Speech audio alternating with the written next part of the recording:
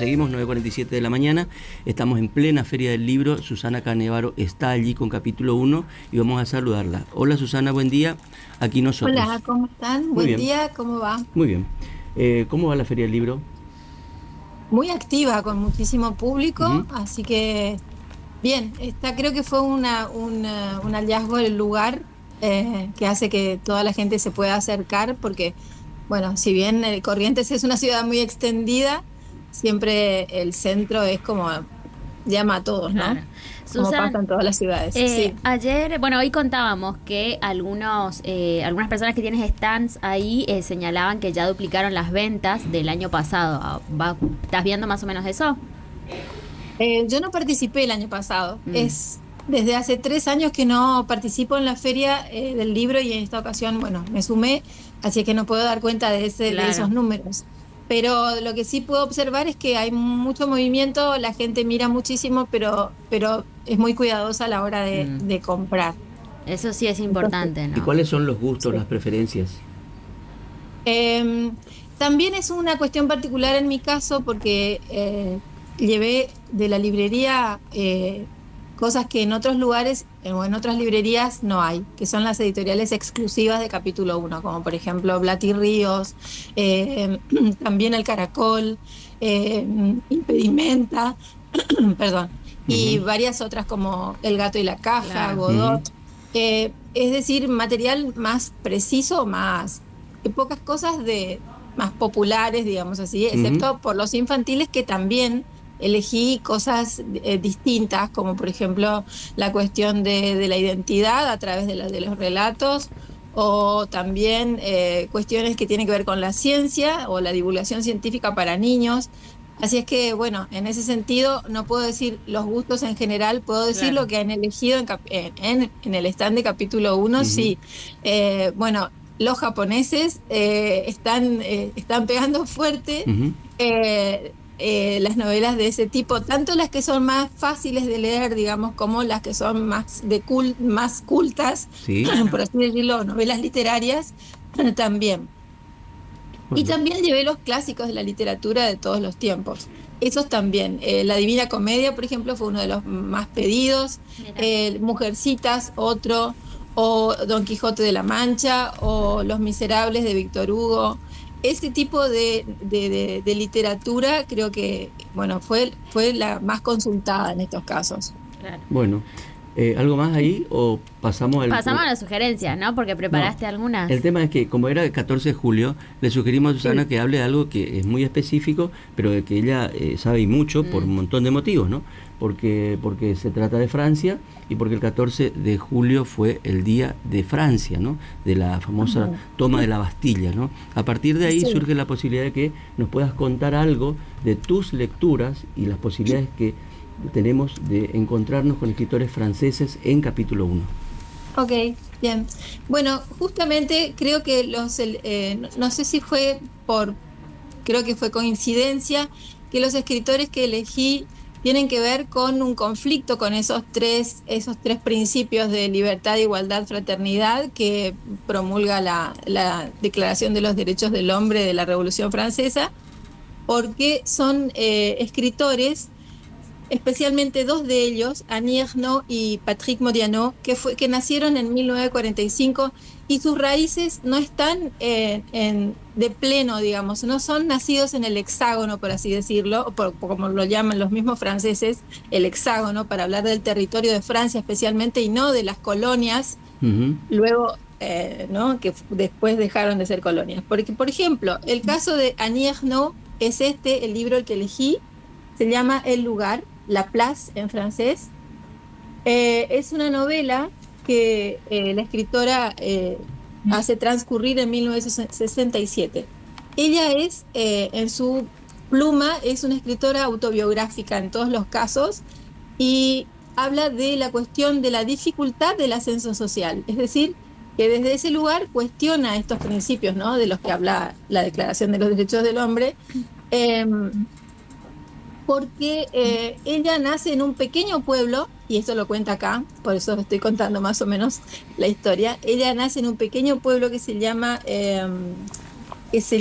Lillebonne, de 7.000 habitantes, y su padre es un trabajador del medio rural, con lo cual las posibilidades de ascenso social son escasas. Sin embargo, ella logra esto, ¿no? Porque entra a un liceo, a un liceo de Lyon, y su padre de esa forma se siente orgulloso, pero al mismo tiempo receloso de ese logro de la hija. Y a partir de ahí empieza un camino de desencuentro con el padre, porque ella va creciendo intelectualmente, va creciendo en conocer otras cosas. El mundo se abre, por supuesto, a través de la lectura, y eso es lo que nos muestra también esta historia, de qué manera nos modifica la lectura, la literatura, y el padre queda observando esto y muere poco tiempo después. Bueno, de eso se trata este libro que se llama El lugar, y de esa pone sobre el tapete esta posibilidad y los riesgos y los conflictos y los duelos que deben hacerse cuando una persona decide o consigue llegar a otro lugar, ¿no? Ese, justamente por eso esta palabra o este título de la novela es tan sugerente, y además es un gran título, ¿no? polisémico. Es un gran título por lo polisémico, justamente, ¿no? Exactamente, lo polisémico. Hay justamente, y este otro autor, este libro fue reeditado ahora, en este mes, llegó nuevamente por Editorial Tusquets, y se llama El lugar. Son los títulos, son los títulos un poco que usa ella, así con esa polisemia, como dice Carlos. Pienso, por ejemplo, en el que leí yo, ¿no? Que es el acontecimiento, y que también, digamos, ¿no? Es así, bueno, ¿qué es el acontecimiento? Y todo el tiempo juega, pese a que entra derecho al tema, digamos, ¿no? Que los lectores, que es un libro además altamente recomendado, dicho sea de paso. Absolutamente. Y bueno, pero Annie Ernaux fue mucho tiempo, esta autora fue mucho tiempo cuestionada y ninguneada por su entorno, porque se consideraba que la literatura del yo o la literatura autobiográfica no era claramente literatura, sino otra cosa, más bien testimonial o algo por el estilo. Sin embargo, ella consigue, por supuesto, llevarse el Nobel en 2022. Es decir que, bueno, de igual, también es cierto que hoy la tendencia es esa. En muchos autores se ve este filón de lo autobiográfico. En muchas de las novelas que podemos leer hoy tenemos esta característica. También coincide el hecho de que también por una cuestión, una tendencia sociológica, también está el tema de la posición de la mujer, ¿no? Del avance, de los logros y de los no logros, de la posición de lo femenino, digamos, en general, ¿no? Bueno, y está asociado a este otro autor que también invito a leer, se llama Patrick Modiano. Creo que lo hemos nombrado en algunas ocasiones, pero no llegué a aconsejar o a recomendar o a hablar de un libro en particular. También este autor es casi contemporáneo de Ernaux, porque Ernaux nace en 1940 y Modiano 1945, una vez terminada la Segunda Guerra. Su madre es una actriz belga y su padre es de origen italiano, es un judío, de origen judío, italiano-francés, pero también son de una condición social baja. También debe luchar contra los prejuicios sociales y contar una historia, y el primer libro que publica Modiano tiene también un nombre polisémico, que es La Place de l'Étoile, o El lugar de la estrella, o La Plaza de la Estrella. También le han mal puesto la traducción, porque en realidad juega con esto de la plaza, que es una plaza, pero también es el lugar de la estrella que los nazis obligaban a los judíos a ponerse sobre el pecho para identificarse, ¿no? Así que también es un título polisémico. Y el que traigo aquí, En el Café de la Juventud Perdida, es un libro, perdón. Es una novela corta, muy, muy hermosa. Tiene un tono, dicen algunos críticos, falsamente melancólico o extrañamente melancólico, porque sí, hay melancolía, pero también hay una reflexión sobre la identidad en estas páginas, Y hay siempre un halo misterioso en los libros de Modiano, una especie de indefinición, como si las palabras flotaran, sin ser absolutamente firmes. No sé, es difícil de explicar porque es la sensación que uno tiene al leerlo a este autor. Es un poco Y, el clima del café, que es una tradición, ¿no? Allí exacto, en París sí, sí, es sí, este clima, ¿no? sí. Evanescente de las Eh, conversaciones del café, ¿no? Exactamente, sí, es un clima y aquí hay un personaje femenino que, Lucky, que es un personaje que es extraño también y eso, lo que me gusta mucho de esta novela es la posición de observador, del narrador observador que va contando de qué manera se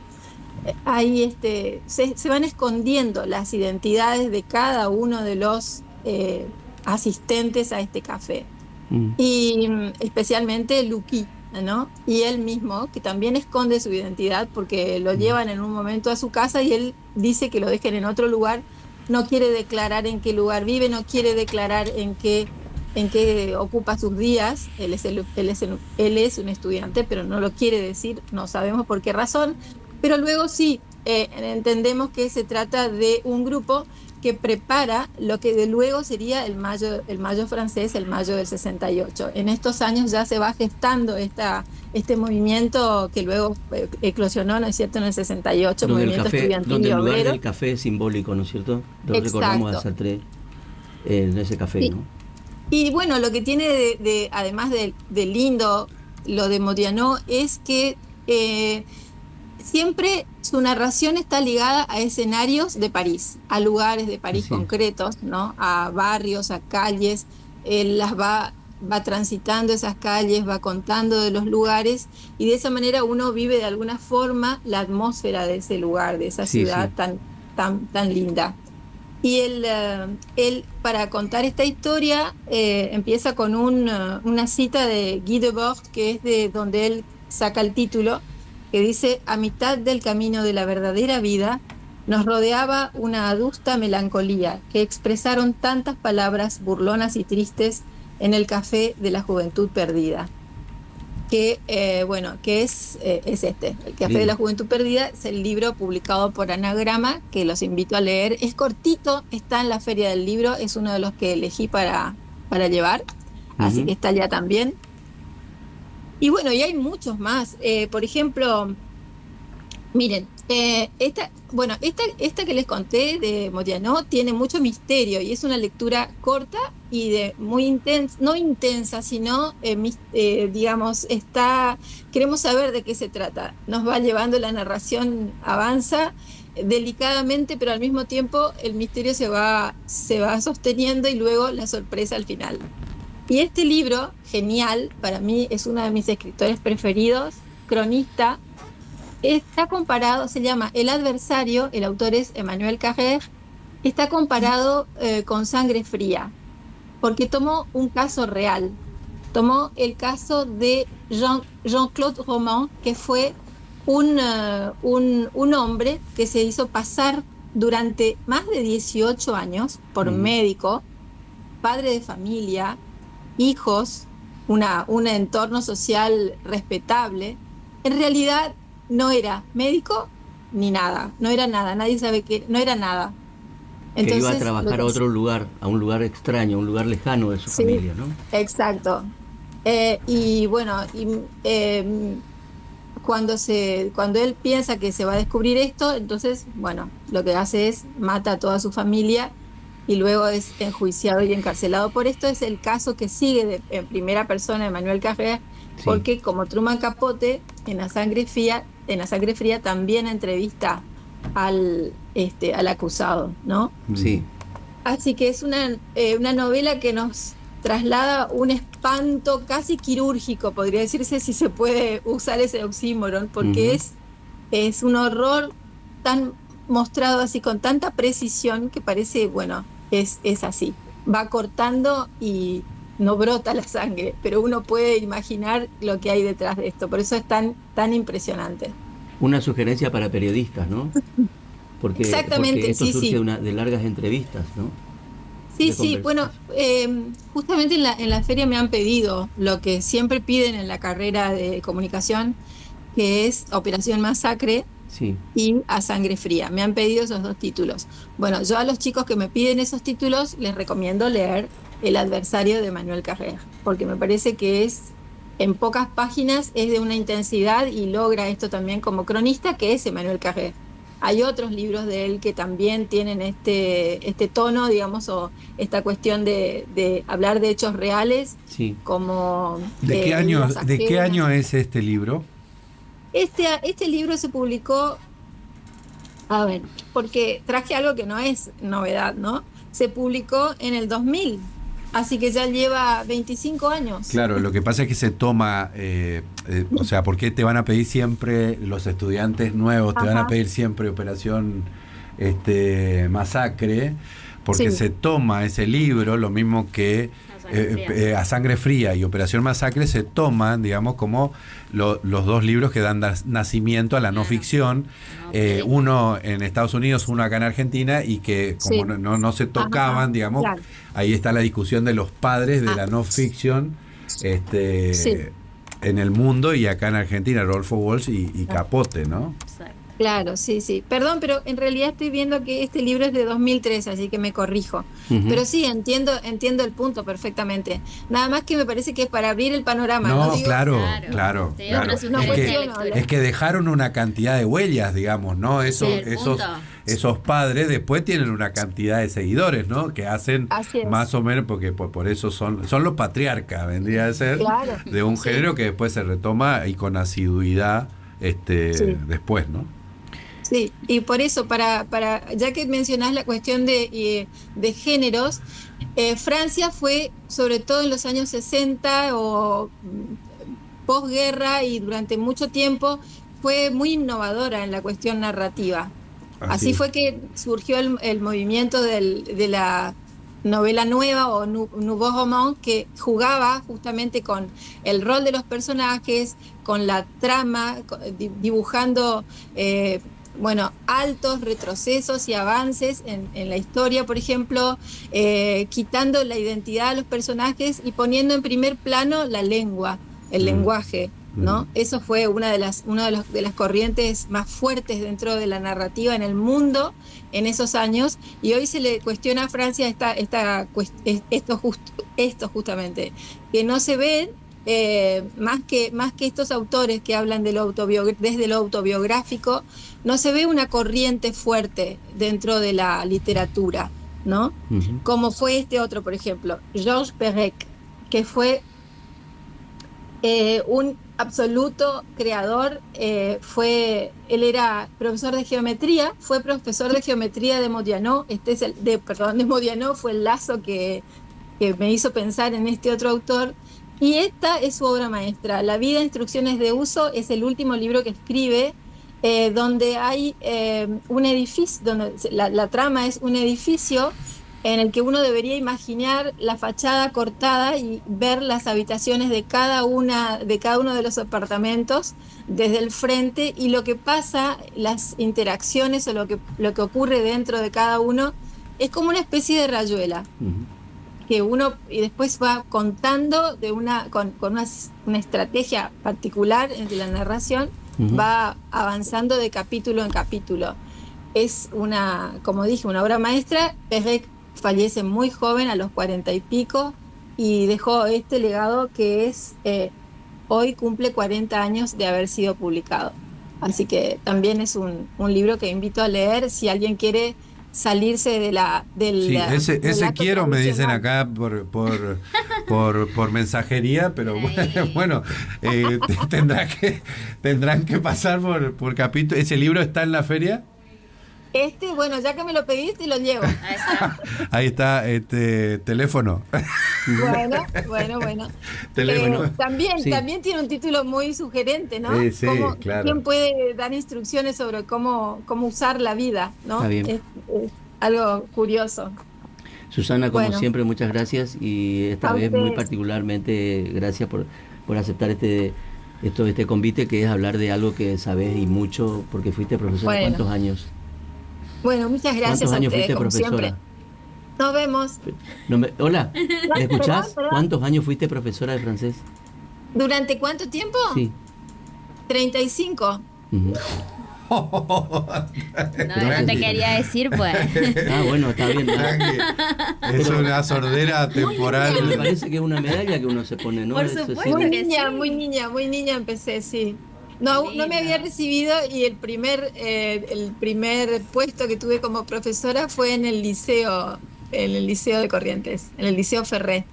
Bueno. Y desde ahí nunca paré y bueno, mientras tanto estudiaba y ¿Y seguís trabajaba. leyendo en esa lengua? Sigo leyendo menos, pero sigo leyendo, intento, sí. Ahora estoy con un clásico, por ejemplo, A ver. que es el Le Père Goriot de Balzac, que es Ujú. hermoso. Y también escucho mucho en francés. Claro, música. Acá en la librería todo el tiempo, casi todo el tiempo hay música francesa. Ujú. Y también, bueno, intento ver películas, es decir, no perder el contacto. Y tengo muchas ganas de volver, le decía a una ex alumna que me visitó en la feria, de dar talleres de fonética en el Conte. Ese es uno de mis proyectos. Qué lindo. Gracias, Ojalá Susana. se cumpla, Gracias. Susan. Gracias. Gracias, nos vemos, Gracias. chicos. Susana Canevaro.